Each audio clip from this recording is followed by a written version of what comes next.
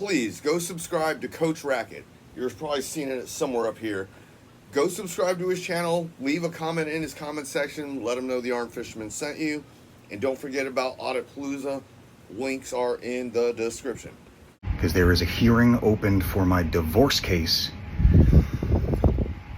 that's going to be very damning. I'm going to be allowed to speak on some very serious problems that have been caused, and there is very clear evidence from within the court itself that they all committed fraud. The evidence is stacking up very clearly. If a civilian did any of this shit that they did, they would be in jail right now on terrorism charges, probably organized crime statutes, as well as most likely attempted murder. What's going on? It's Soliaker here.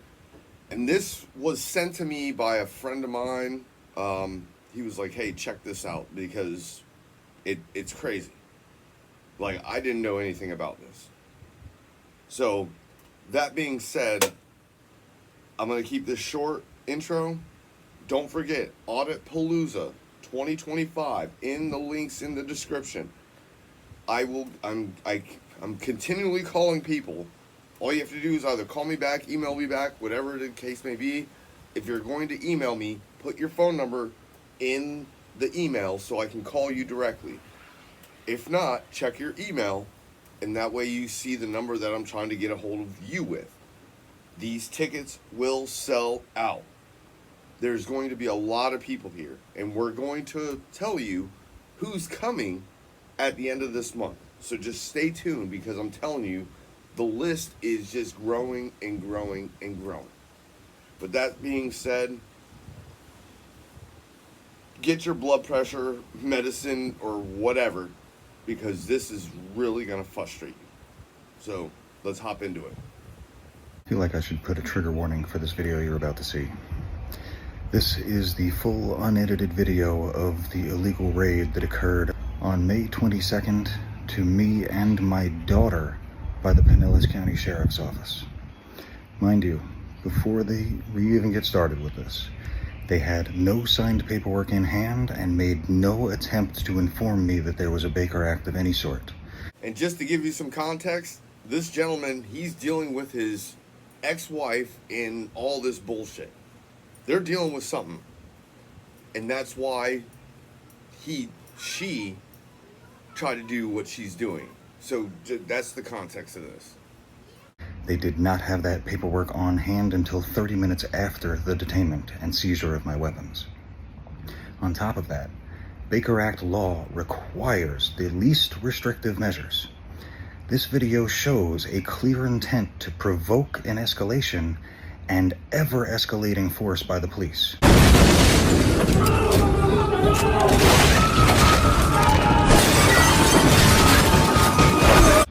Notice how the third man in the stack is armed with a deadly weapon and brandishes, pointing it right at my head. Why? Why? Why, oh God, fucking why? With my daughter in the line of fire before I'm even aware that they're there. This is while his buddies are intending to provoke a response by threatening me with tasers and battering me upside the head. Stop resisting! Stop resisting! Stop resisting, sir! Sir, please comply. Stop resisting! This is one of the first glaring problems. Baker Acts are supposed to be least restrictive measures, non-violent in nature. Notice how third man in the stack is walking up and shushing my daughter. Why is it called the shusher? Shush!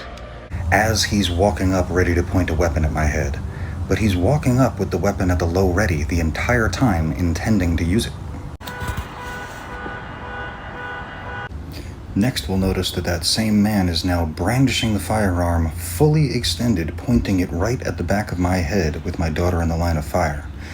Look directly above you, though. That is the timestamp from their own documentation showing that the sheriff's office never received this until 5/18, and I was already locked in the back of that hot cop car for 30 minutes at that point.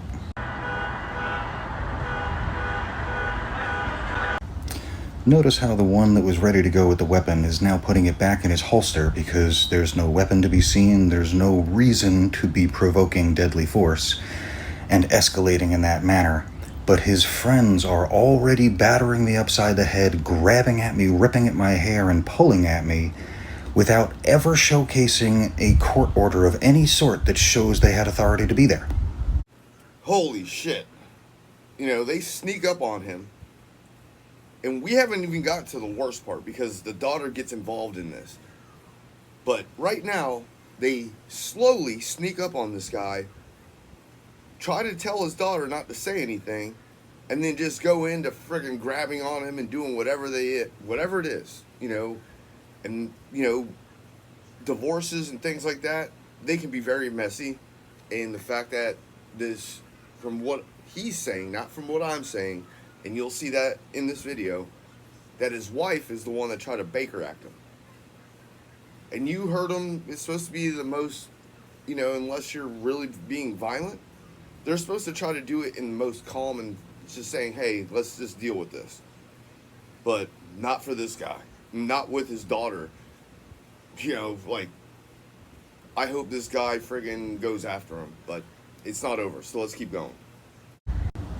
Notice how in the video, once it starts playing again, that the guy in the gray with the tactical vest on and the backwards baseball cap, Mr. Cool Guy, is basically jumping over my daughter. This entire situation shows reckless disregard for me and my child's safety, and I would say this crosses into the territory of reckless child endangerment 100%. It's not ridiculous. That's not ridiculous to say that.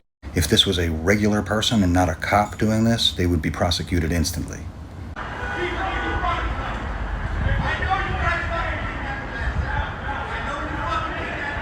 I want you to notice that they run off with his daughter. I would freak the fudge out if this ever happened to me, regardless.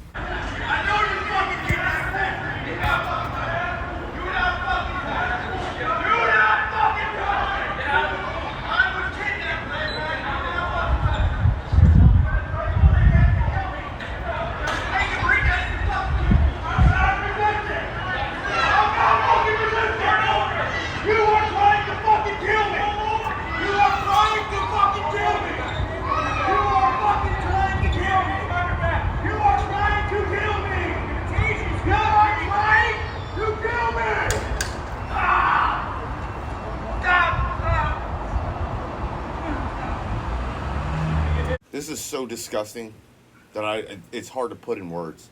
It really is. His wife does this to him because they're going through a divorce. These cops aggressively beat him and taser him for fraudulent bullshit, or at least from what he's saying. You know, I will dive into this a little bit deeper, but for the most part, you're seeing what's going down, and I just don't agree with it. Leave your comment down below if you think this is okay. Play calm.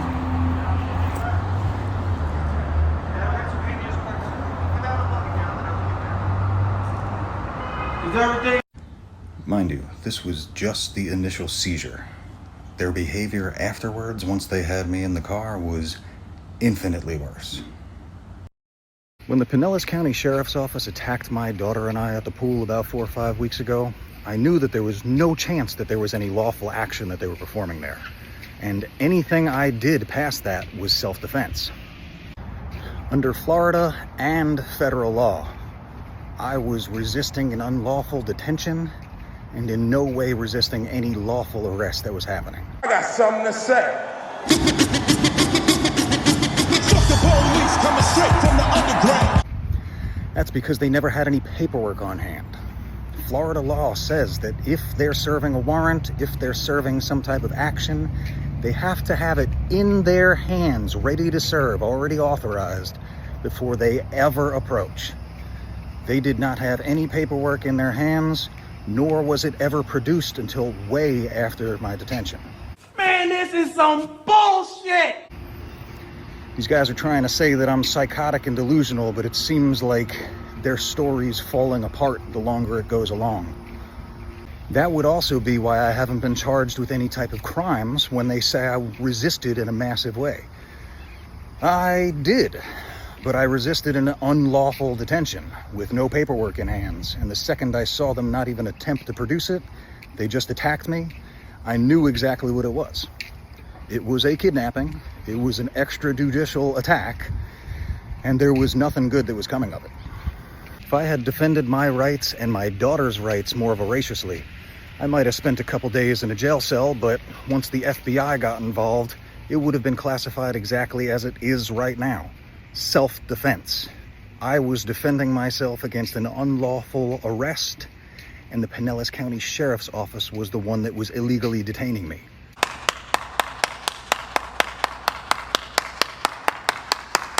Hence, kidnapping. These people won't charge me with a crime, nor have they charged me with any crimes. That's because they don't want discovery to open up what actually happened here. As soon as they try to say that I'm a dastardly criminal, and they escalate it past this administrative bullshit that they're doing right now, then I get to ask in front of a court, everybody in there, what time were you supposed to be there? Why did you use force from the first second you laid eyes on me? Was this pretextual contact? All these questions will come up and be on the news. As we can tell by the fact that I haven't gotten a cease and desist for any of the things I'm saying about them, it most likely is true, and that's just silent acquiescence. If I had defended my rights a little bit more aggressively that day at the pool, it would have been seen even faster, because if I used genuine force against these people and it rose to that level, there would be no way to deny any of the things I'm saying right now. It would have been seen to be exactly what it was in the moment. A bunch of guys attacked me and my daughter, and I would have been protecting myself 100% within my rights to protect my daughter from a kidnapping. I've been learning so much lately. I've found so much evidence of fraud upon the court for the first Baker Act and the second Baker Act. The hospital stay itself was filled with fraudulent billing and fraudulent petitions going up to the court, so again, more fraud upon the court. And I just went back to the clerks and found out that they reopened an active criminal investigation into me, citing mental health concerns. And mind you, this is all coming from one person, his wife. You know, allegedly. I don't know. I'm letting him speak for himself. But allegedly, all this is coming from his wife. Like I said, they're going through a divorce, and they can get messy. And from his words, not mine, it sounds like this wife just has a fucking vendetta against him, and she doesn't like how and why the child is not with her, and now she's doing what she's doing to get the child back. But that's just me thinking out loud. You know, I'm not saying that's the case. I'm just saying it out. I'm just saying that's what I think. So leave your comment down below if you think the same. If not, leave your comment. This case was opened the day after I posted to Instagram about how I'm finally getting lawsuits set up and fully sent out. That's clearly First Amendment retaliation because I'm trying to hold you guys accountable, and you know that the evidence is stacking up very quickly, and I'm basically controlling the narrative in the public view. So they're trying to desperately hold on to the court narrative and crush my story before it can make it into court on the 22nd. Because there is a hearing opened for my divorce case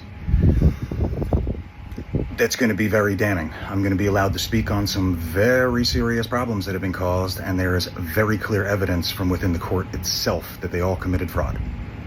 The evidence is stacking up very clearly. If a civilian did any of this shit that they did, they would be in jail right now on terrorism charges, probably organized crime statutes, as well as most likely attempted murder. This is not a mental health emergency, Judge Hubbard, Detective Wolverton, and everybody else involved at the PCSO Sheriff's Office. This is criminal retaliation, quite obviously. Please don't do anything. I never had any mental health concerns to start. This was all to shut me up before I could bring the misconduct of your officers out into the open. There's no other way to look at this at this point. Please don't retaliate and do anything. Just let me do this through the proper channels. I gave you every opportunity to fix this when it was just Scott Reed implicated and just Carly Fenton and Chris Lord and those people involved. You didn't want to fix it then, and you don't want to fix it now. You hit me with another Baker Act under false pretenses, and that is provable. There is no doubt about it. Once this case gets in front of a prosecutor that has any backbone and any ethics, this story is so clearly laid out at this point. I just need to get it in front of a judge that's got some backbone and ethics, and a prosecutor that wants to fix this. And this entire case is a slam dunk. There's fraud upon the court at every single interaction that I've had with every single government actor that's involved, at every single step of the way. That is irrefutable, and now I'm going to start putting it out for everybody else to see. You guys are retaliating against me. It looks like you're trying to cook up another Baker Act under false pretenses, claiming that me trying to fight you guys in court and bring this to light and have my constitutional rights back is something that you just can't allow to happen. It's not because I'm wrong. It's because the implications on everybody involved at this point are so extreme, you would rather disappear me,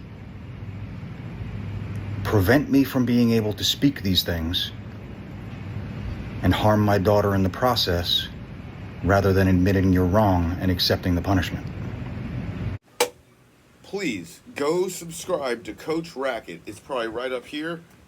Go subscribe to his channel. He's going through some shit. And I feel for him because, you know something? Some of these things don't really need to happen, but some people get their feelings and they get so much resentment that they're willing to go to the edges of the earth to make it so difficult and so, like, this is heartbreaking for me. I couldn't imagine what he's going through, especially with this divorce. I can only imagine what he's going through. That is painfully clear at this point. People ask why there's a conspiracy against me. It's not me. I'm just the person that brought this to light. There's going to be a lot of convictions overturned because of this. There's going to be a lot of people losing their jobs, and quite a few people are looking at life sentences. That's not an exaggeration. If any regular civilian did the shit that Pinellas County Sheriff's Office did and St. Pete Police Department did, it would be an organized crime RICO case, 100%, with constructive murder as the main offense, because everything else leads to that. You know I've been calling the FBI. That is proven at this point. You guys all know, everybody's been informed, everybody has been informed of the crimes at both of your individual police departments, and all the judges involved have seen it as well. So they're covering it up because they are implicated as well. That's why they've been railroading me in court, because this is going to overturn a lot of injunctions, RPOs, and other probate-based injunctions that they use to silence other people or target their political enemies. This is so clear. So clear. I'll be posting up recordings of the earlier FBI calls showing that there was attempts to report you guys. So that is easily provable. You guys attacked me after I tried to report you the first 2 times. Actually, 3. 3 separate calls to the FBI. And now I've got to do another one with all these new developments and really calmly frame it to them and inform them that they're being recorded. This is going to be posted to the internet for my own safety as an exhibit against you guys and whatever you're cooking up.